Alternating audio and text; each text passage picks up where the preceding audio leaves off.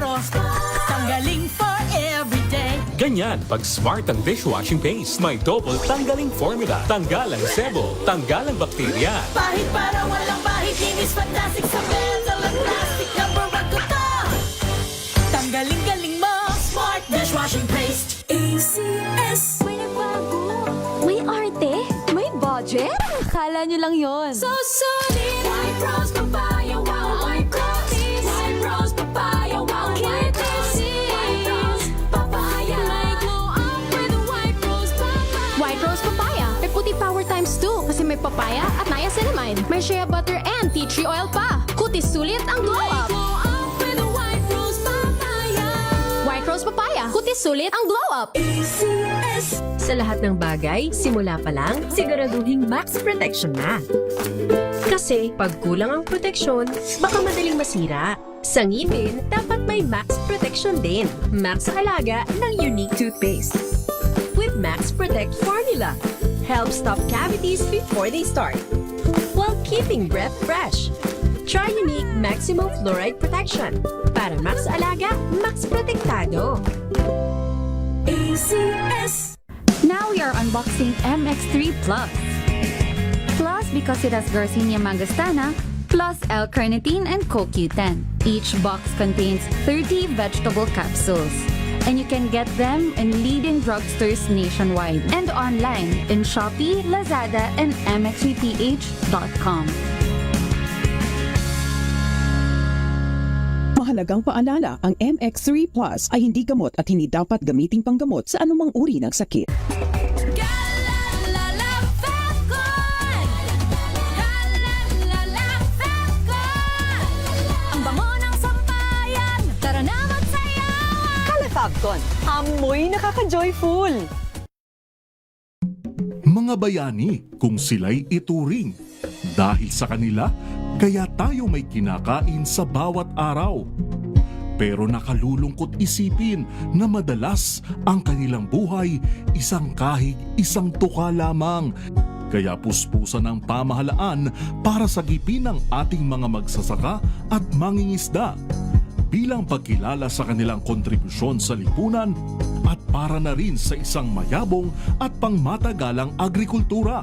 Abangan ang talakayan sa Sagip, Saka at sa Masaganang Pinas sa DZRH ngayong Sabado, May 23, alas 10:30 hanggang alas 11:30 ng umaga.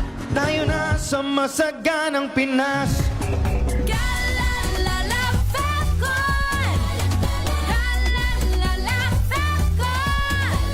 Ang bango ng sampayan. Tara na magsayawan. Calafabcon, amoy nakaka-joyful.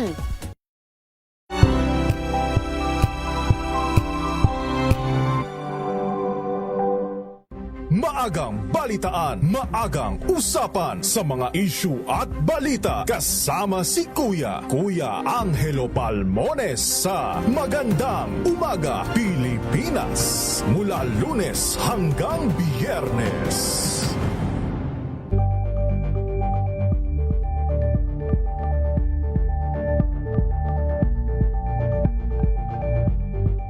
We've got you covered. From the hottest hits, exclusive interviews, kilig to the bones fan meet experience, and hataw performances of your favorite stars. Saturdays, 12 noon, dito lang sa DZRH TV.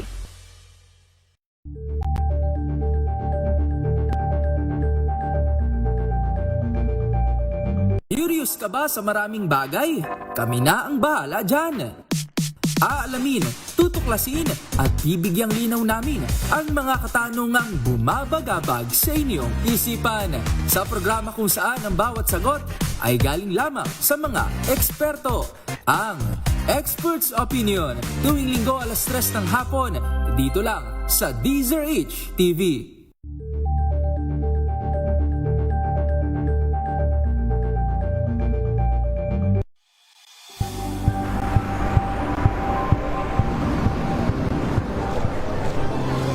Mga eksperto. Dito lang sa Expert Opinion. Ito ang TNVS. Trending and Isang kwento, iba't ibang anggulo.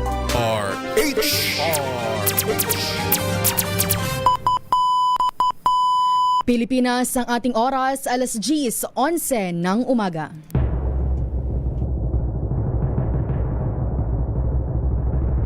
And the Golden Dove for Best Public Service Program Host goes to May Binohan, DCRH. Ito na ang 28th KBP Golden Dove Awardee Best Public Service Program Host, ang Wonder Woman ng Public Service. Si May Binauhan. Ang programang naging panata na ang pagsuporta sa lahat ng Pilipino saan man sa mundo sa napakaraming taon.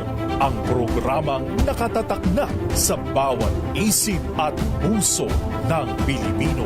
DZRH Operation Tulong. Kasama ang Wonder Woman ng lahat, si Miss May Binauhan, ang tulungang may kasamang balitaan. Live sa DZRH Radio, DZRH TV at online DZRH Operation Tulong. DZRH Operation Tulong.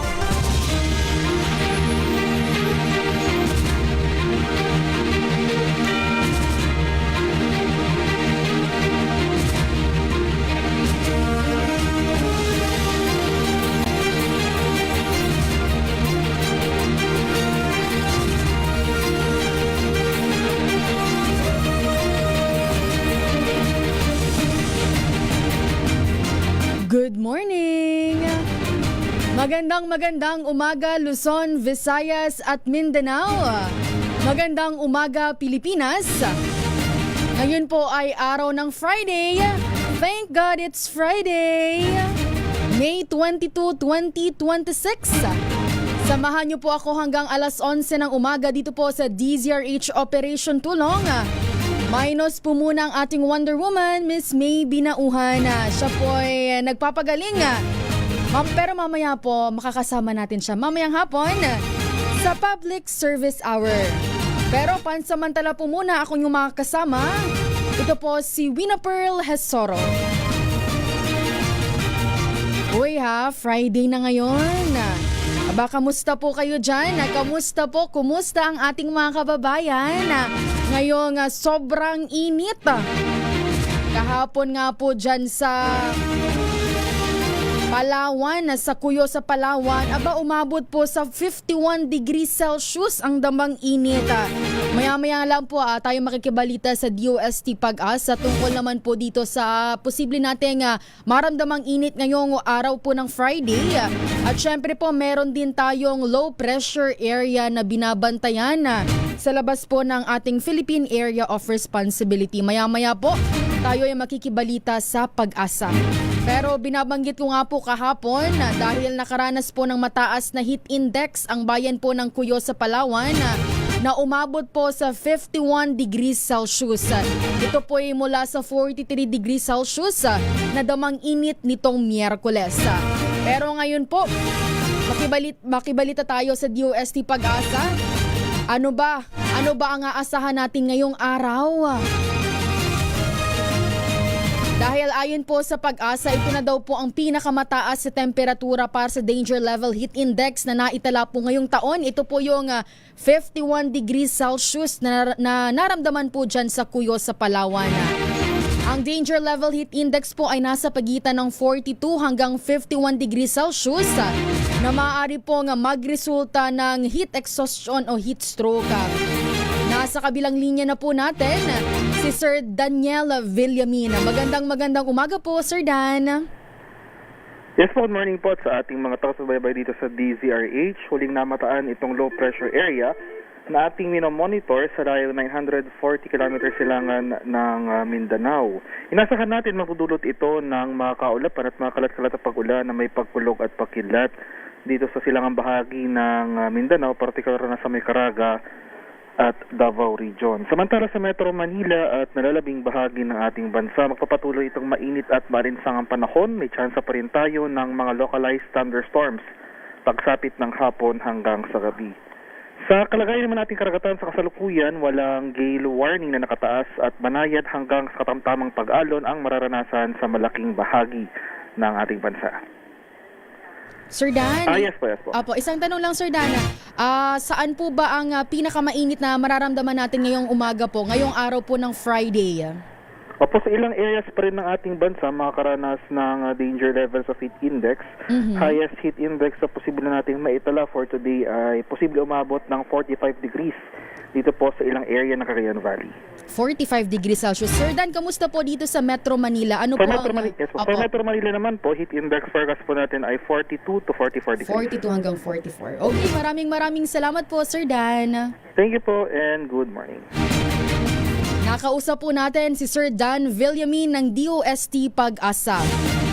Pero banggitin ko pa rin po dahil kahapon nga nakapagtala po ang Apari, Cagayan at Cavite City ng heat index na 48 degrees Celsius na sinundan po ng Dagupan sa Pangasinan na 47 degrees Celsius.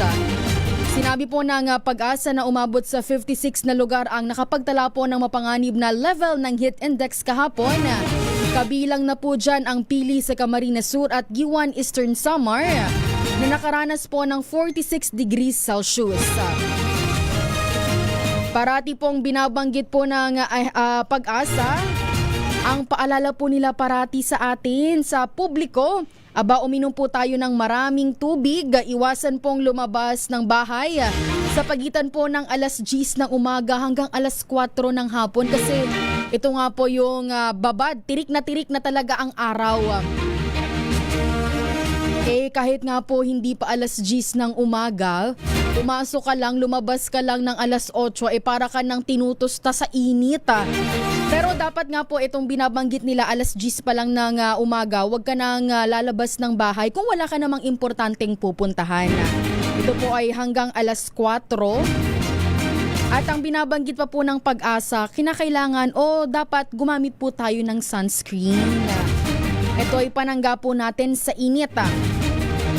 Yung binabanggit pa po ni Sir Dan kanina, meron po tayong isang low pressure area na namataan po sa loob ng Philippine Area of Responsibility.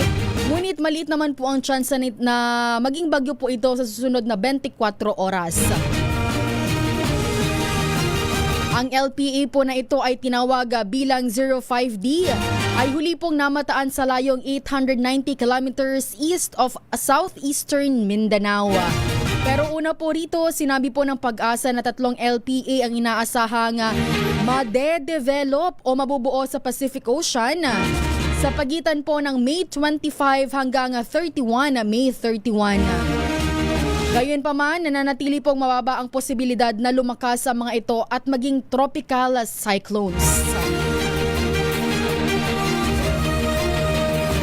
Pero po kahapon, idineklara po ng Malacanang ang May 27. Next week po yan, araw po ng Wednesday, bilang regular holiday po sa buong bansa bilang pagunita po sa Idil Adha o Feast of Sacrifice. Ito po ay sa bisa ng Proclamation number 1264 na inilabas po ni Pangulong Ferdinand Marcos Jr. Kahapon po yan, araw ng Huwebes.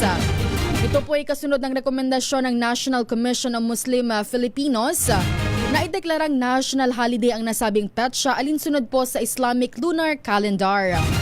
Ang Idil Adha po ay isang dalawang major Islamic feasts at ginugunita ng mga Muslim bilang pagkilala sa kahandaan ni Ibrahim na isakripisyo ang kanyang anak na si Ishmael bilang pagsunod po sa utos ni Allah.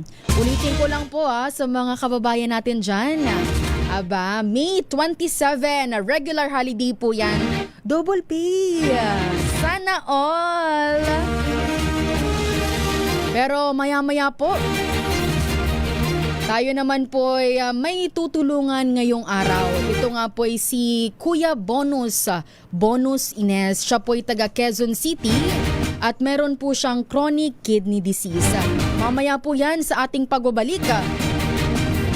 Tayo po muna yung maghanap buhay. Ang ating pong oras, 10:21 ng umaga.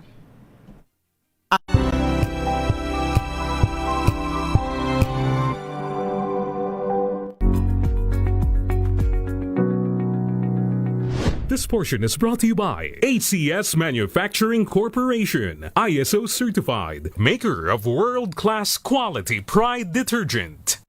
Sa pag-usbong ng fashion style sa Pilipinas, hindi na rin maikakaila na may epekto na rin ito sa ating pagkakakilanlan. Base kasi sa isang eksperto, ang simpleng pagpili ng kulay ng isang tao ay maaari ring maimpluwensya ng ating kilos at pag-iisip. Sa panayam nga ng DZRH TV kay Miss Ingrid Nieto Pagulayan, isang certified image and color consultant sa programang Expert's Opinion, ibinahagi nito ang epekto ng pagpili ng akmang kulay na bagay sa isang tao gaya na lamang sa kanilang pananamit. It's for people na they want to present themselves better. Syempre, you want to be dressed in colors that complement you, that bring out your best features. Ang color analysis ay isang proseso ng pagtuklas at pagtukoy sa mga kulay na maaaring maging gabay ng isang individual sa pagtukoy ng wastong kulay ng damit, accessory at maging kulay ng buhok. Gayun din kung anong klaseng traits at emosyon ang gusto mong ipakita sa iba na kung saan ang mga kulay ay may iba't ibang kahulugan. When I do a color analysis nga, hindi lang physical ang tinitignan ko. I also ask questions. I also ask my client, ano ba yung mga, anong type of personality ba sila? And what do they do for a living? Ano yung mga goals nila? Because that's also something that I factor in because I find them good in this set of colors, but for their personality or para doon sa role nila sa trabaho or para doon sa goal nila, hindi siya masupport. Bagamat walang direktang pag-aaral na tumatalakay sa ugnayan ng kulay at personalidad dahil sa pagiging complex nito, may mga nagsasabi na maaari pa rin itong magkaugnay depende sa kung paano ito dinadala ng isang tao, pati na rin sa iba't ibang salik gaya ng kultura at personal na karanasan.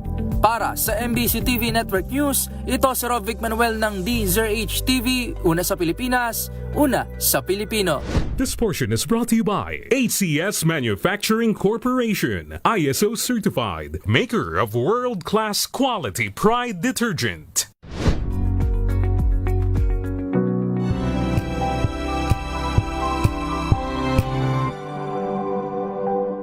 Hello, Washi! Laundry day na naman! Yay! Anong meron? Mancha ng chocolate, putik, may libag pa!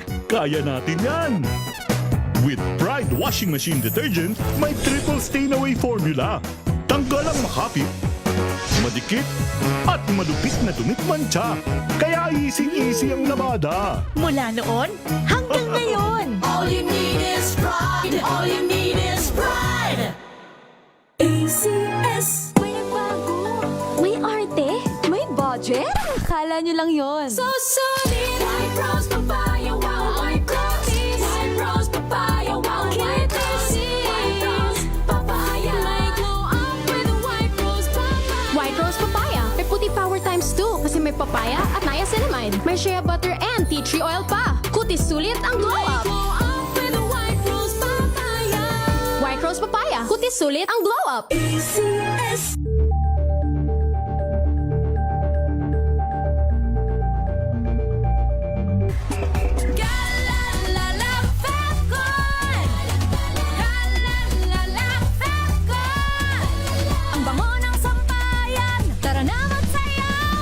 Calefabcon, amoy nakaka-joyful!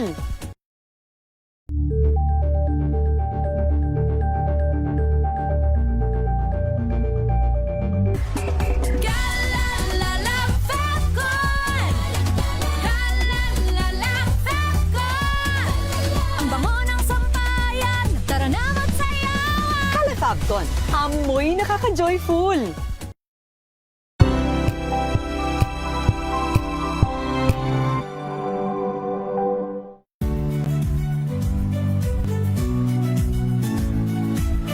Magandang araw mga kaibigan. Ito po ang inyong balerina ng bayan, si Lisa Makuha Elizalde, na nag-aanyaya sa inyong samahan kami at ang aming mga espesyal na panauhin para sa kalahating oras ng masayang kwentuhan sa aming programang Art to Art, kung saan ang usapang sining at kultura ay para sa lahat.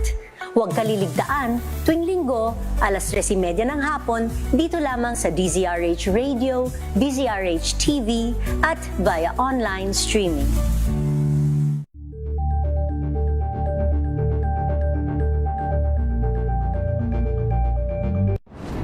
Kung good vibes ang hanap mo, dito ka na sa Sigurado!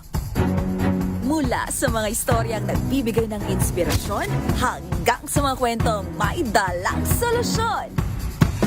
Mga balitang pampagaan, pakiramdam at pampaganda ng araw. Hindi lang ba sa good news, kundi the better news.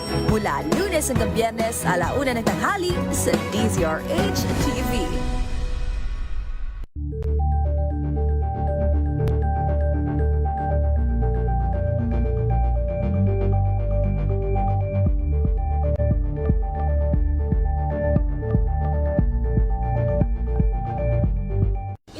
Ng naitalang 17 individual na ang kanilang naaresto. Ang Metro Manila Development Authority o MMDA ang No Contact Apprehension Policy o NCAP sa Metro Manila. Sa ang ilang mga dokumento ay peke.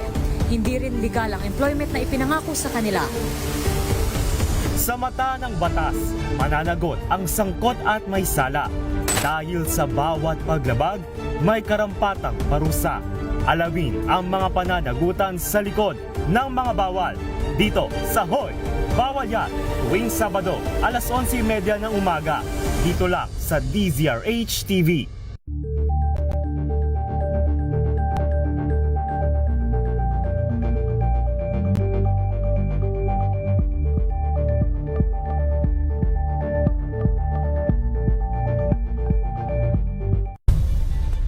Nagsimula sa pangarap hanggang sa maabot ang tagumpay.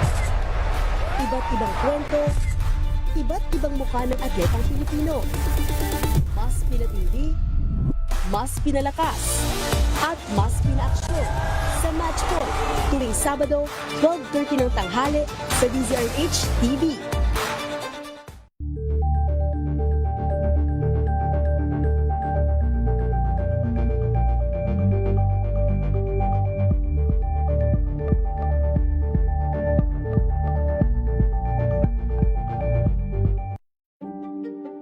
Buklatin ang mga pahina. Pakinggan ang boses ng lipunan. Tunghayan ang mga issue mula sa ibang katayuan. Nakakalungkot kasi deserve ba namin ng ganito? Na hindi nila alam kung ano talaga yung kanilang mga karapatan. Yung gobyerno, tinulungan nila yung kanilang magsasaka. Pinapatahimik tayong lahat using various laws. Through education, kayang-kaya nating baguhin yung ganitong klaseng pag-iisip. Isang kwento, iba't ibang anggulo. Dito, sa Point of View.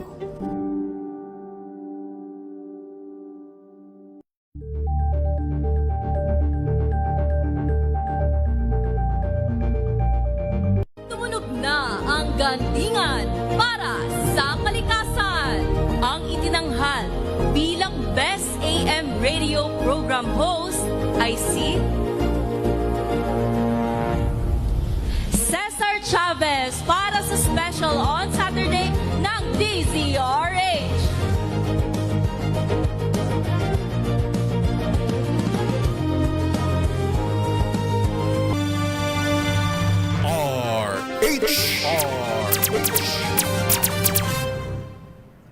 At balitaan kasama si Miss May Pinahuhan sa DZRH Operation Tulong.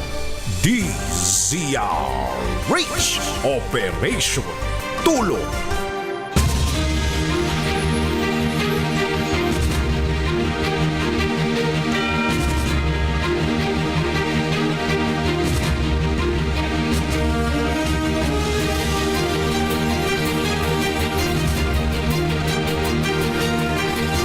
(10:30) na po ng umaga at sa punto pong ito dumako na po tayo sa tutulungan natin ngayong umaga. Ang ating pong tutulungan ngayon ay si Kuya Bonus Ines. Siya po ay 41 years old at taga Fairview, Quezon City. Siya po ay na-diagnose ng chronic kidney disease. Dati po siyang nagtatrabaho sa isang private hospital at noong taong 2021 nga po na-diagnose siya ng chronic kidney disease. At kahit nga po mahirap, siya'y lumalaban sa kanyang sakit. At noon pong na-diagnose siya nito, nagtatrabaho pa rin siya para po matustusan ang kanyang pagpapagamot. At noong taong 2024 naman po, na-diagnose siya muli na meron po siyang sakit sa dugo. Ito po ay naging dahilan para siya'y tumigil na sa pagtatrabaho na dahil po ay high risk na o sobrang sela na ng kanyang kondisyon. Siya rin po ay sumailalim sa bone marrow transplant at sa awa po ng paong may kapal, ito po ay naging matagumpay. Pero sabi nga po, hindi pa rin doon nagtatapos ang pagsubok sa kanyang buhay dahil kinakailangan niya pa rin bumili ng kanyang mga gamot na ang halagang araw po ay hindi basta-basta sa laki po ng gastos ay naibenta na rin po nila ang kanilang iba pong ari-arian. Ang kanyang nanay lang po ang inaasahan niya. Ito po ay mayroon din pong pension sa senior citizen at tumutulong din po ang kanyang mga kapatid pero hindi naman po parate, paunti-unti lang po ito dahil may kanya-kanyang pamilya na din po ang kanyang mga kapatid. Sinubukan niya na rin pong lumapit sa social services at mga tanggapan po ng ibang ahensya ng gobyerno. At kasalukuyan po kasabay pa ng kanyang gamutan, sumasailalim pa rin po siya sa pagdadialysis 3 beses po sa isang linggo. Kaya ngayon po lumalapit po sa atin sa DZRH Operation Tulong si Kuya Bonus o si Ate Bonus para po manawagan po sa atin. Nasa kabilang linya na po si Ate Bonus. Magandang umaga po, Ate Bonus. Hello po. Yes po. Ayan, magandang umaga po, Ate Bonus. Kamusta po kayo? Po, ma'am. Okay lang po, ma'am. Opo, Ate Bonus. Sa awa po ng Diyos, nakakaraos pa rin naman po. Opo. Ate Bonus, kayo po ay nagtatrabaho dati sa private hospital. Opo. Yes po, ma'am. Opo, Ate Bonus, maikwento nyo nga po sa amin, ilang taon po kayong nagtatrabaho po dito po sa ospital na ito? Nag-start po ako ng 2017 po. At 2017, Ate Bonus, tapos nag-resign po kayo o umalis po kayo sa trabaho itong taong 2024 po? Nag-resign po ako, ma'am, kasi hindi na po ako binibigyan ng clearance ng doktor kasi yung sasakit ko po na MDS is high risk po siya.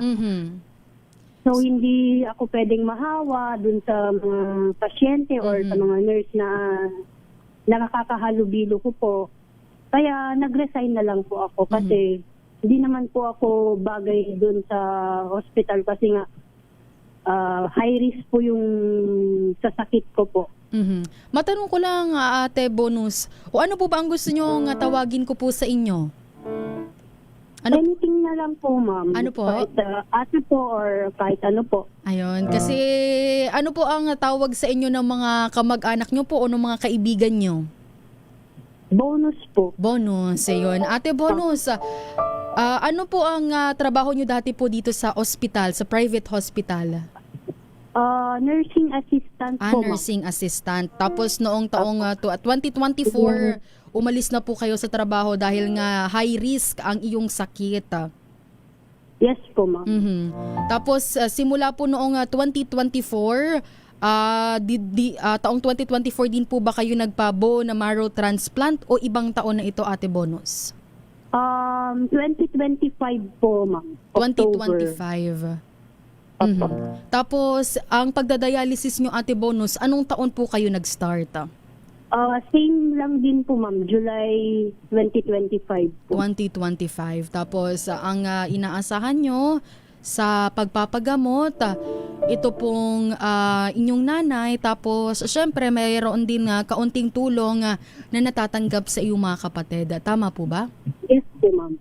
Pero hindi naman po siya kalakihan, ma'am, kasi may mga sarili naman po silang pamilya.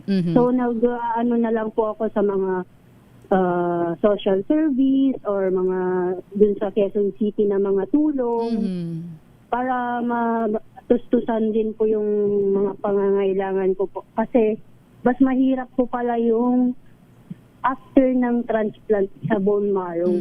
Kasi akala po namin before is after ng bone marrow transplant is tuloy-tuloy okay na.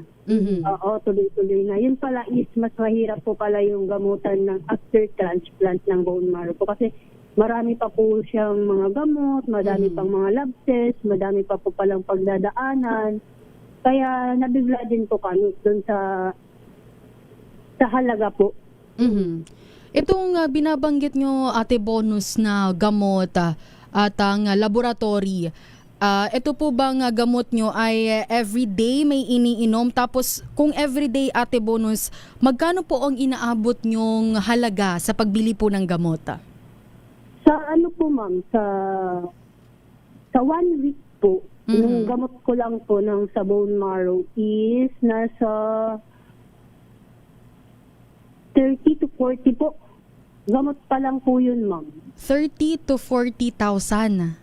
Opo. Kasi ano po kasi yung mga gamot ko po mahal po talaga yung isang tablet po ng gamot po is nasa 189 po. Tapos ito po ba sa isang araw, Ate Bonus, ilang tableta ng gamot ang iniinom nyo?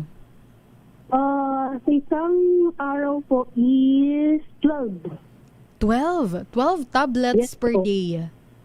Yes po, ma'am. Yan 12 tablets, syempre meron niyang for breakfast, lunch, at Meron dinner. po breakfast, lunch na po at saka dinner. Tapos, kaya inaabot kayo, ate, ng 30 to 40,000 na per week. Per month. Per month na po ang 30 to 40,000 per month. Yes po. Ayun, 30 to 40,000 per month. Isipin nyo yan, ha? 30 to 40,000 per month. Napakahirap. Napakalaking halaga. Yes po, mahirap po talaga. Yun po talaga yung akala namin talaga is matatapos na po after nung sa transplant ko po. Pero mas mahirap po pa pala. Ito pong 30 to 40 ay para lang sa bone marrow na para lang sa MDS na sakit, sa sakit sa dugo. Paano naman? Yung sa MDS po. Yung sa CKD, ma'am, yun po talaga. Paano naman, Ate Bonus? Hindi talaga ako nakaroon ng MDS, baka mas okay po dun sa CKD ko po. Pero nagkataon po na same sila na nagkaroon ako ng CKD at saka MDS po. Paano naman, Ate Bonus, ito pong sa CKD nyo, magkano naman po ang inaabot nito kada buwan? Ang kada buwan po, ma'am, is nasa 48 po. 48? Opo. 48,000. Opo. Sa 48,000, Ate Ines, nagbabayad pa po ba kayo sa dialysis? Po? Pag nagda-dialysis po kayo, Ate Bonus, saan po kayo nagpapadialysis? Sa NKTI. NKTI. Tapos mayroon pa rin po kayong binabayaran o libre po ang dialysis, di ba? Ngayon po, ma'am, hindi po kasi ako ginagamit ng GL kasi wala pa po kami na GL. So nagbabayad po kami ng mga around 400 to 500 po. Per session po. Opo, itong 400 to 500, hindi ito, Ate Bonus, para doon sa dialysis mismo. Ito po ba ay para sa mga laboratories? Kasi kung hindi ako nagkakamali, libre ang ating dialysis. Libre po siya, ma'am. Pero dun sa dialysis po na pinag-anuhan ko, ma'am, is may bayad po siya. Para saan daw po, Ate Ines, yung bayad nilang 500 pesos? Yung 400 is para sa... Wait lang po. Yan po. Nakakausap po natin ngayon na si Ate Bonus Factora Ines. Siya po ay taga Quezon City. Yung 400 na binabayaran mo? Ayan. Oo, yung binabayaran mo sa dialysis. Sa kwarto po, ma'am. Sa kwarto, para sa room. Opo. May bayad po kasi yung kwarto doon po. Ayun, para sa kwarto. O, tapos 3 times a week po kayo nagpapadialysis. Opo, 3 times a week po. Tapos kung 400 times 3, 1,2 ang inaabot nyo po per week. Para Opo, lang per po, week opo, para lang po iyan sa inyong pagpapadialysis. Pero Ate Bonus, ano po ang banggit sa inyo ng inyong doktor para po sa dalawa nyo pong sakit? Ano po, ma'am? Ano po ang banggit po sa inyo, ate, ng doktor para po sa sakit ninyo? Ano po ba ang dapat nating asahan, ang mga dapat pa nating gawin?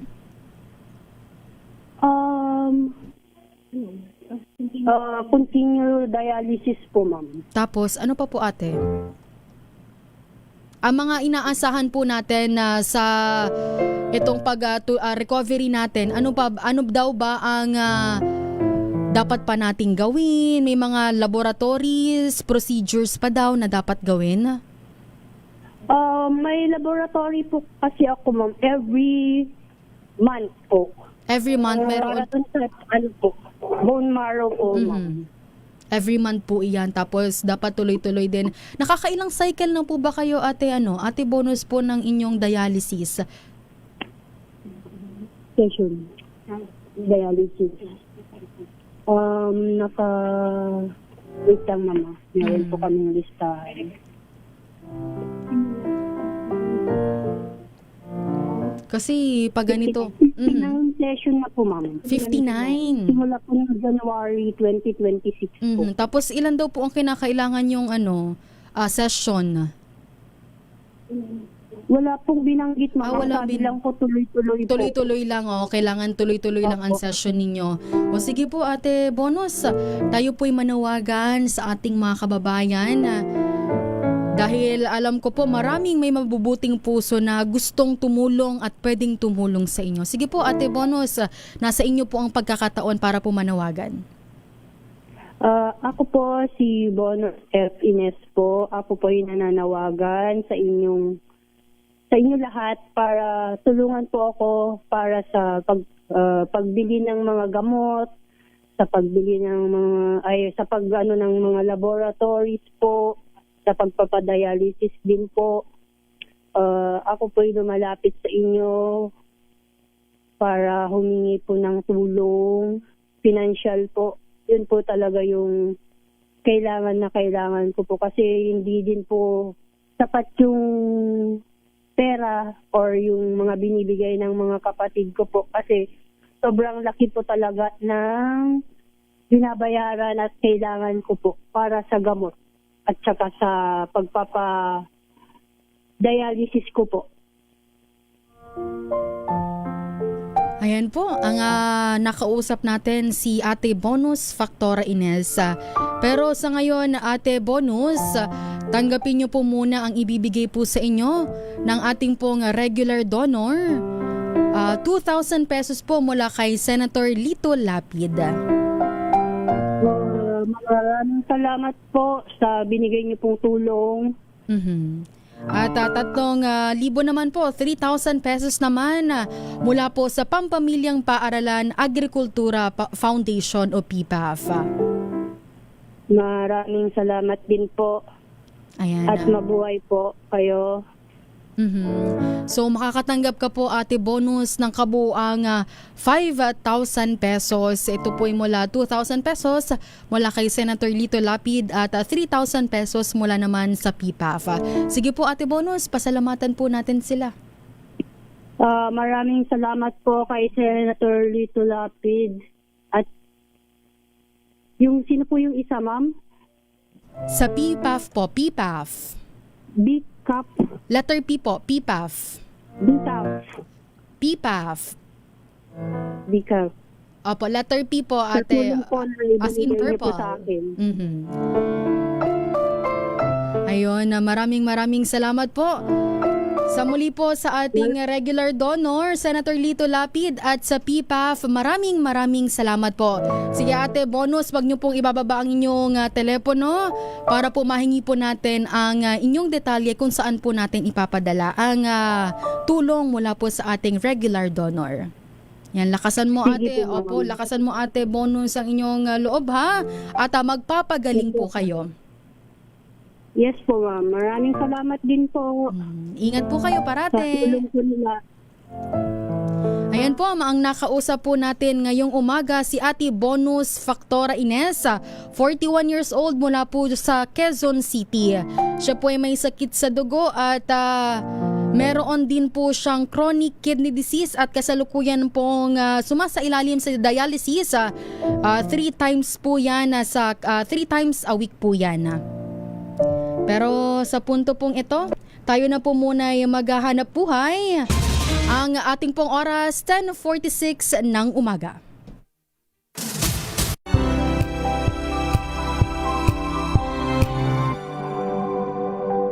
Wow, ang saya. Isang barangay na labada? Puro mancha pa. Goodbye, pahinga. Mommy, isang laba lang yan sa Pride Bar Blue. May powerful stain-away enzymes na malupit sa dunit mansya. At di masakit sa kamay. Isang laba lang yan. Hello, pahinga. Hello, Pride Bar Blue. ACS. Maulan man, no worries na amoy kulog ang damit. Charm Fab Con. Bangong pumakabloom. Tanggal amoy kulog sa bango ng Charm. Kaya gamit ko Charm Fab Con with Bloom Fresh technology. Kills 99.9% of kulob-causing bacteria.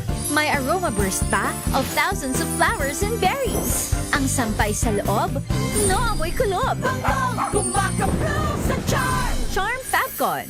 ACS. Tinesting. Sinuri. Siniyasan. Ang resulta? Super effective ang Shield sa pagpatay ng bakterya at virus. Shield Antibacterial Soap. Believe ang mga eksperto sa Philippine Nurses Association. At si Mami. Tiwala ako sa Shield. Shield Antibacterial Soap. Napatunayang mabisa. Ang mga nurse, tiwala. ACS.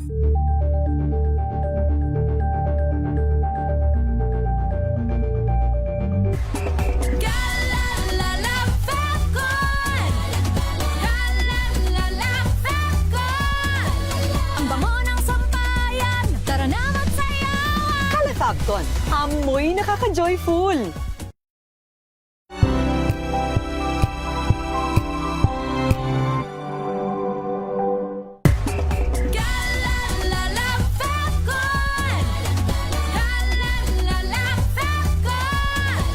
Ang bango ng sampayan, tara na magsayawan. Kala Fabcon, amoy nakaka-joyful.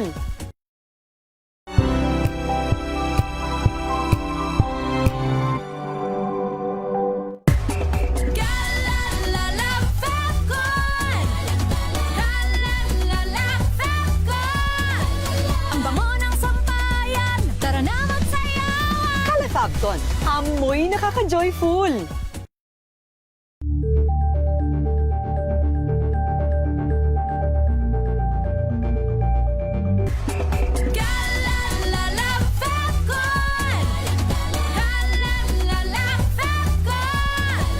Ang bango ng sampayan, tara na magsayawan. Kala Fabcon, amoy nakaka-joyful.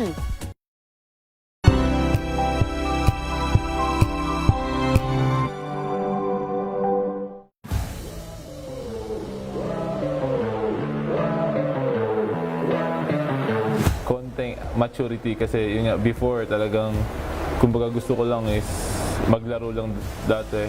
Kumbaga kahit anong mangyari, at least basta naglalaro ako ganun. Pero ngayon syempre, isipin mo na yung long time, like kailangan namin manalo muna para like maganda yung itakbo ng team namin. Meron pa bang mas mahalaga sa buhay mo aside from basketball? Ano pa yung mga bagay na pinaprioritize mo? Syempre, family ko. Kasi sila naman yung number one kung bakit ako naglalaro ng basketball. Mas maganda kung one franchise lang ako lalaro. Yun yung pangarap ko. Hi, ako si Justin Arana, isang professional basketball player para sa Converge 5Xers. Abangan ang ating exclusive interview dito lang sa DCRH TV Matchpoint. Mabuhay ang atletang Pilipino.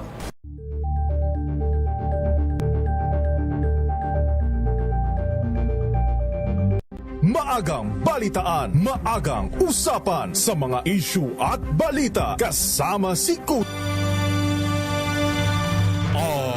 RH. Ang ating oras, 9 na minuto na lang po bago mag alas 11 ng umaga. Direktang tulungan at balitaan kasama si Miss May Pinahuhan sa DZRH Operation Tulong. Sa punto pong ito, tayo naman makibalita sa labas ng ating himpilan. Dahil Vice Mayor po sa Isabela na nag-uudyok umano ng sedisyon, inireklamo po ng CICC sa NBI. Detalye sa report ni RH15, Giselle Ricafort. Giselle? Inireklamo ng Cybercrime Investigation and Coordinating Center si Rina Mercedes Isabela Vice Mayor Atty. Harold Respicio dito sa National Group Investigation. Mismong si CICC Executive Director Undersecretary Aboy Paraiso kasama si PCO Undersecretary Preso si Polito Castelo ang naghain ng complaint affidavit laban sa Vice Alcalde. Ayon kay NBI Director Atty. Melvin Matibag, nahaharap si Respicio sa kasong inciting to sedition, rebellion at unlawful means of publication kung makitaan ng probable cause yung reklamo. Ibinahagi ni Matibag yung ilang sagutan ni Respicio at ng ilang netizen kung saan nabanggit sa usapan na revolusyon umano ang sagot kapag hindi na gumagana ang konstitusyon. Sinabi ng NBI Director na ipasasabti na ng Bureau ang Vice Alcalde upang maipaliwanag yung kanyang panig.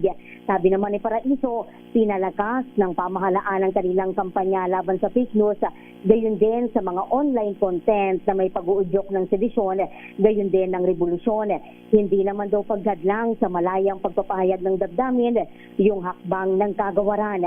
Pakinggan natin. Na-monitor yung mga behavior online po, lalo-lalo na ho yung mga utterances at yung mga pag-uudyok sa mga kababayan natin na mag-take up ng arms at mag-udyok ng damdamin natin kababayan na magaling sa ating pamahalaan at gumawa ng karahasan. Ulitin mo namin, hindi ito hakbang para sigilin ang malayang karapatan ng ating mga kababayan sa kanilang pamamahayag at paglalabas na sa loob. Pero kaya nga kung sinabi ni Director Melvin, ito yung threshold mo dito. Pag lumagpas na yung rights nila of expression and process the boundaries of, ito na, inciting to sedition, inciting to rebellion, yung mga Ito si Giselle Report para sa DZRH, una sa Pilipinas, una sa Pilipino. Maraming salamat RH15, Giselle Ricafort. Samantala, RH29 Boy Gonzales, personal pong ninominate ni Manila Mayor Isko Moreno para po tumanggap ng posthumous award sa darating po na araw ng Maynila sa June 24, 2026. Ang detalye po niyan sa report ni RH9 Tina Nolasco. Tina? Ninominate nga ni Manila Mayor Isko Moreno si RH29 Boy Gonzales na gawaran ng posthumous award sa darating na araw ng Maynila sa June 24, 2026 sa forum kasama ang Manila City Hall Press Club. Inanunsyo ni Yorme na siya mismo ang pumili kay Gonzales para sa nasabing prestiyosong parangal na ginagawad sa natatanging Manilenyo o personalidad na pumanaw na ngunit nag-iwan ng napakahalagang kontribusyon sa lungsod at sa bansa. Nagpupulong pa niya ang award-giving body para isapinala ang mga kasama sa nominasyon. Pero para sa alkalde, deserving si Gonzales para sa nasabing award. Ginagawad ang posthumous award taon-taon tuwing Hunyo 24 bilang bahagi ng pagdiriwang ng founding anniversary ng Maynila. Ito si RH9 na Tina Nolasco para sa DZRH, una sa Pilipinas, una sa Pilipino.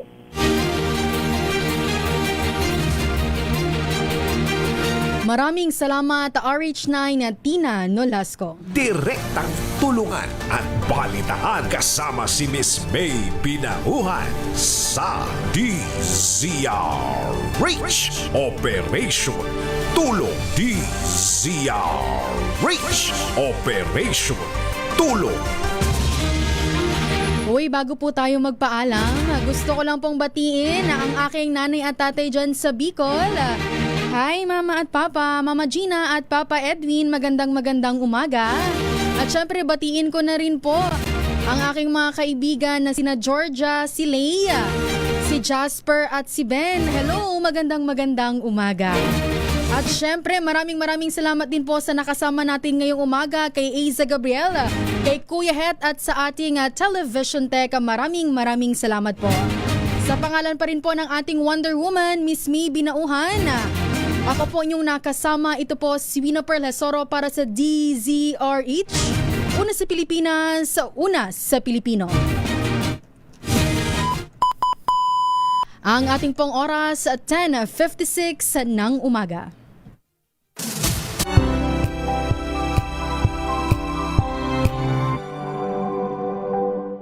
Kuya Angelo Palmones sa Magandang Umaga Pilipinas mula Lunes hanggang Biyernes.